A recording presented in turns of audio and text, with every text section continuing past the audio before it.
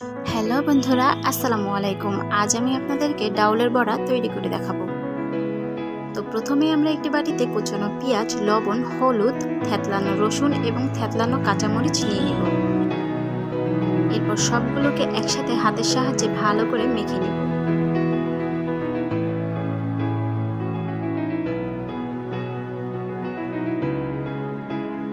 এরপর এতে দিয়ে দিব আগে থেকে বেটে রাখা খেসারির ডাউল। এগুলোকে আবারও ভালো করে মেখে মিশিয়ে নিতে হবে।